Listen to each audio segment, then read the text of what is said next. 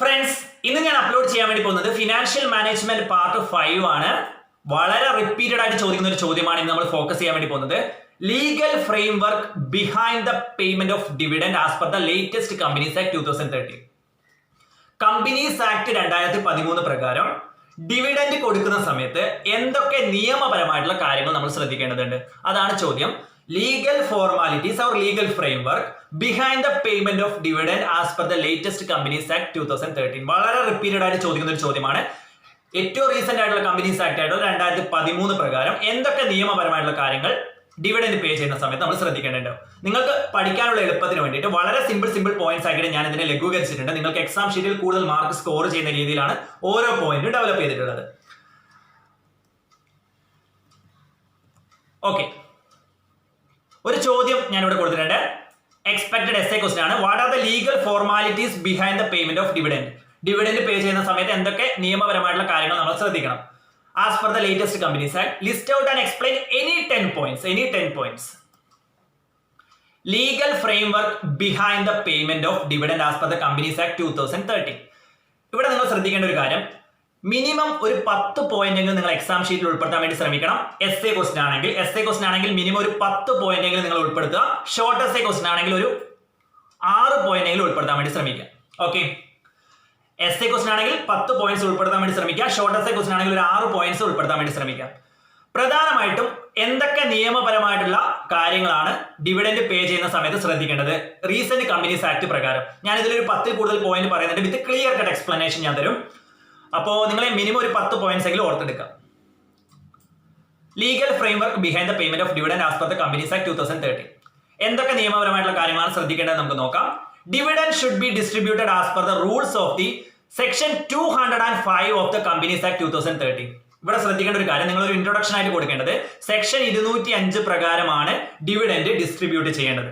Section 205 പ്രകാരമാണ് dividend distribute ചെയ്യേണ്ടത്. Dividend എന്ന് പറയുന്നത് നമുക്കറിയാം, ഡിവിഡൻഡ് എന്ന് പറയുന്നത് ഒരു പാർട്ട് ഓഫ് പ്രോഫിറ്റ് ആണ്. നമ്മുടെ ലാഭത്തിന്റെ ഒരു വിഹിതം നമ്മൾ എന്ത് ചെയ്യാണ്, പാർട്ട് ഓഫ് പ്രോഫിറ്റ് നമ്മൾ ഷെയർ ഹോൾഡേഴ്സിന് കൊടുക്കുന്നതിനാണ് ഡിവിഡൻഡ് എന്ന് പറയാം. Dividend is the part of profit which is distributed to share holders. അപ്പോൾ ഡിവിഡൻഡ് ഡിസ്ട്രിബ്യൂട്ട് ചെയ്യേണ്ടത് സെക്ഷൻ 205 പ്രകാരമാണ് കമ്പനീസ് ആക്ട് 2013 പ്രകാരം. ഇത് നിങ്ങൾ ഒരു ഇൻട്രൊഡക്ഷൻ ആയിട്ട് കൊടുക്കുക. Dividend should be distributed as per the rules of the section 205 of the companies act. അതൊരു ഇൻട്രൊഡക്ഷൻ ആയിട്ട് കൊടുക്കുക. ദെൻ ഓരോ പോയിന്റ് നമുക്ക് എക്സ്പ്ലെയിൻ ചെയ്യാം. First point, within 10 minutes I will complete this session with clear cut explanation. Dividend should be give proportionally. First point ആണ്, dividend should give proportionally as per the paid up value of the shares as per section 51 of the Companies Act. വളരെ simple ആയിട്ടുള്ള ഒരു point ആണ്. ഇതിന്റെ അർത്ഥം ഞാൻ പറഞ്ഞുതരാം. ഓരോരാളുടെ കയ്യിലും ഓരോ രീതിയിലായിരിക്കും ഷെയറിന്റെ പെയ്ഡ് അപ്പ് വാല്യൂ ഉണ്ടാവുക. അതായത് ചിലപ്പോൾ എന്റെ കയ്യിൽ കൂടുതൽ ഷെയർ ഉണ്ടാവാം, മറ്റൊരാളുടെ കയ്യിൽ ചിലപ്പോൾ കുറഞ്ഞ ഷെയർ ഉണ്ടാവുള്ളൂ. അപ്പോൾ കൂടുതൽ ഷെയർ ഉള്ള ആൾക്ക് എന്ത് ചെയ്യേണ്ടി വരും, കൂടുതൽ ഡിവിഡൻഡ് കൊടുക്കേണ്ടി വരും. കുറഞ്ഞ ഷെയർ ഉള്ള ആൾക്ക് കുറച്ച് ഡിവിഡൻഡ് കൊടുത്താൽ മതി. അതാണ് ഇവിടെ പറയുന്നത്, പ്രൊപ്പോർഷണലി ഡിവിഡൻഡ് കൊടുത്താൽ മതി.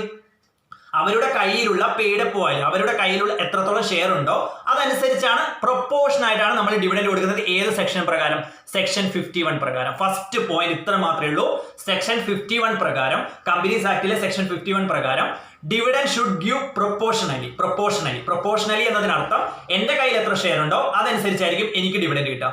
മറ്റൊരാളുടെ കയ്യിൽ എത്ര ഷെയർ ഉണ്ടോ അതനുസരിച്ചായിരിക്കും അവർക്ക് ഡിവിഡൻഡ് കിട്ടുക. അങ്ങനെ പ്രൊപ്പോർഷണലി ആണ് ഡിവിഡൻഡ് കിട്ടുക as per section 51 of the companies act. First point, dividend should give proportionally.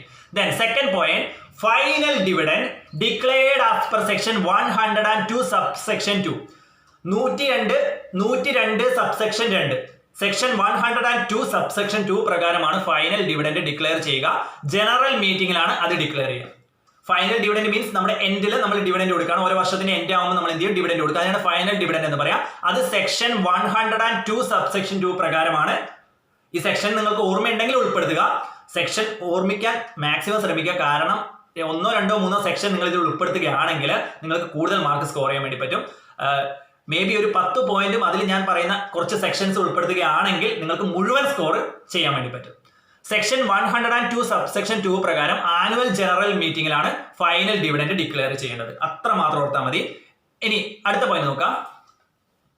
Interim dividend എന്ന് പറയുന്നത് ഇടക്കാല ഡിവിഡൻഡ്. ഒരു വർഷത്തിൽ നമ്മൾ ഒന്നിൽ കൂടുതൽ ഡിവിഡൻഡ് കൊടുക്കുന്നെങ്കിൽ അതിനാണ് ഇന്ററിം ഡിവിഡൻഡ് എന്ന് പറയാം. Interim dividend can be declared by the board of directors at annual general meeting. ഒരു വർഷത്തിൽ ഒന്നിൽ കൂടുതൽ ഡിവിഡൻഡ് കൊടുക്കണം എന്നുണ്ടെങ്കിൽ അതിനാണ് ഇന്ററിം ഡിവിഡൻഡ് എന്ന് പറയാം. Board of directors annual general മീറ്റിംഗിൽ പറഞ്ഞിട്ടുണ്ടെങ്കിൽ മാത്രമേ, റെക്കമെൻഡ് ചെയ്തിട്ടുണ്ടെങ്കിൽ മാത്രമേ ഇന്ററിം ഡിവിഡൻഡ് കൊടുക്കാൻ വേണ്ടി പറ്റുള്ളൂ. That's A 3 point. Third point. Okay, അപ്പോ 3 പോയിന്റ് നമ്മൾ ഏതൊക്കെയാണ് പറയുന്നത്? ഫസ്റ്റ് പോയിന്റ് എന്താ പറയുന്നത്? ഡിവിഡൻഡ് ഷുഡ് ബി പ്രൊപ്പോർഷണലി ആണ് ഡിവിഡൻഡ് കൊടുക്കുക. സെക്ഷൻ 51 പ്രകാരം ഓരോരാളുടെ കയ്യിൽ എത്രത്തോളം ഷെയർ ഉണ്ടോ അതനുസരിച്ചായിരിക്കും ഡിവിഡൻഡ് കിട്ടുക. സെക്ഷൻ 51 പ്രകാരമാണ് അത് കൊടുക്കുക. Then final dividend section 102 subsection 2 പ്രകാരമാണ് കൊടുക്കുക. അത് ആനുവൽ ജനറൽ മീറ്റിംഗിലാണ് അതിനെക്കുറിച്ച് പറയുക. ദെൻ ഇന്ററിം ഡിവിഡൻഡ് കൊടുക്കണമെന്നുണ്ടെങ്കിൽ board of directors annual general മീറ്റിംഗിൽ അത് പറഞ്ഞിട്ടുണ്ടാവണം. Then next one, fourth point, as per section 134 subsection 3 subsection K. ഇത് നിങ്ങൾക്ക് സെക്ഷൻ ഓർമ്മയില്ലെങ്കിൽ കുഴപ്പമൊന്നുമില്ല, സെക്ഷൻ ഓർമ്മയില്ലെങ്കിൽ എഴുതണ്ട. Section 134 subsection 3 subsection K, dividend recommended should be specified in the board report. അതായത് ഡിവിഡൻഡ് എത്രത്തോളമാണ് കൊടുത്തത്, അത് ഡിവിഡൻഡ് എത്രത്തോളം കൊടുത്തിട്ടുണ്ടോ അത് ബോർഡ് റിപ്പോർട്ടിൽ മെൻഷൻ ചെയ്തിട്ടുണ്ടാവണം. ബോർഡ് ഓഫ് ഡയറക്ടേഴ്സിന്റെ ആ മീറ്റിംഗിൽ ഒരു റിപ്പോർട്ട് എഴുതുന്നുണ്ടാവും. ആ റിപ്പോർട്ടിൽ എത്രത്തോളം ഡിവിഡൻഡ് കൊടുത്തു എന്നുള്ള കാര്യം എഴുതിയിട്ടുണ്ടാവണം, സ്പെസിഫിക്കലി മെൻഷൻ ചെയ്തിട്ടുണ്ടാവണം. അത്ര മാത്രമേ ഇവിടെ പറയുന്നുള്ളൂ. As per section 134 subsection 3 subsection K, dividend recommended should be specified in the board's report. Board റിപ്പോർട്ടിൽ നമ്മൾ എന്ത് ചെയ്തിട്ടുണ്ടാവണം? ഡിവിഡൻഡ് എത്രത്തോളം കൊടുത്തിട്ടുണ്ട് എന്നുള്ള കാര്യം എഴുതിയിട്ടുണ്ടാവണം. Then next one, very important point, fifth point, security premium amount cannot be distributed as dividend. Security premium എന്ന് പറയുന്നത് എന്താ? ഞാൻ ഇവിടെ ഒരു എക്സാമ്പിൾ പറഞ്ഞുതരാം നിങ്ങൾക്ക്. 10 രൂപ ഫേസ് വാല്യൂ ഉള്ള ഷെയർ ആണെന്ന് വിചാരിക്കുക. 10 രൂപയുള്ള ഷെയർ 12 രൂപയ്ക്ക് ഞാൻ വിറ്റു.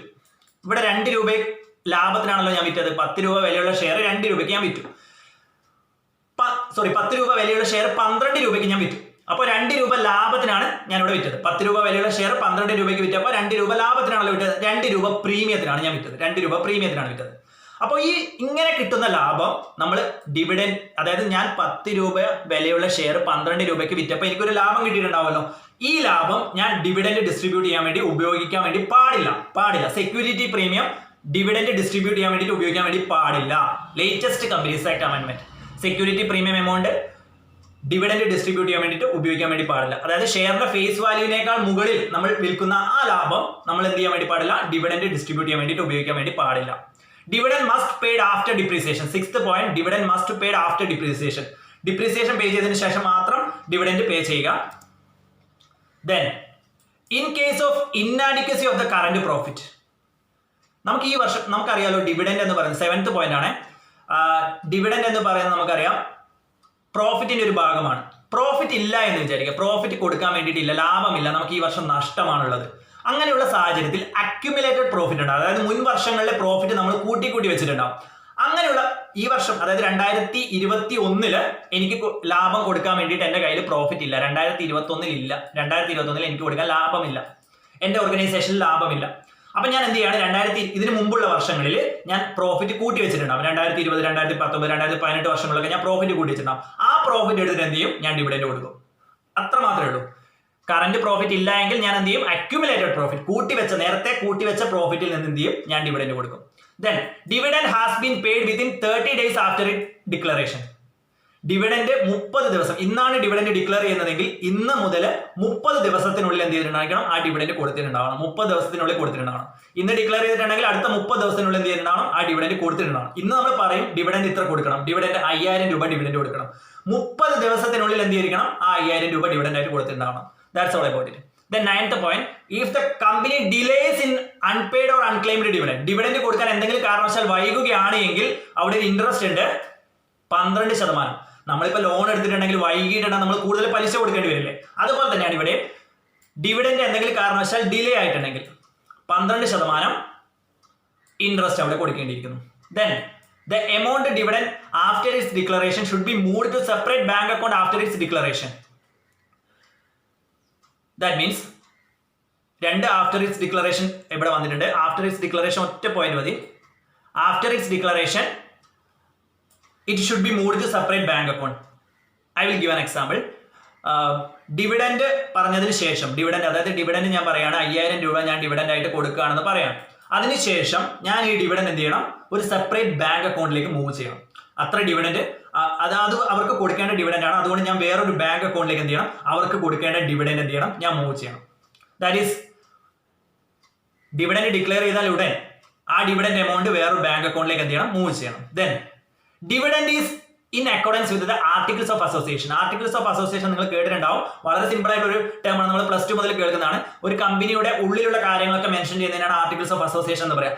ആർട്ടിക്കിൾസ് ഓഫ് അസോസിയേഷനിൽ പറയുന്നത് പോലെ ആയിരിക്കണം ഡിവിഡൻഡ് കൊടുക്കേണ്ടത്. അത് വളരെ ഇമ്പോർട്ടന്റ് ആണ്. ആർട്ടിക്കിൾസ് ഓഫ് അസോസിയേഷനിൽ പറയുന്നത് പോലെ ആയിരിക്കണം ഡിവിഡൻഡ് കൊടുക്കേണ്ടത്. ഇങ്ങനെയുള്ള 11 പോയിന്റ് ഞാൻ ഇവിടെ കൊടുത്തിട്ടുണ്ട്. 10 പോയിന്റ് നിങ്ങൾ ഓർത്തെടുക്കാം.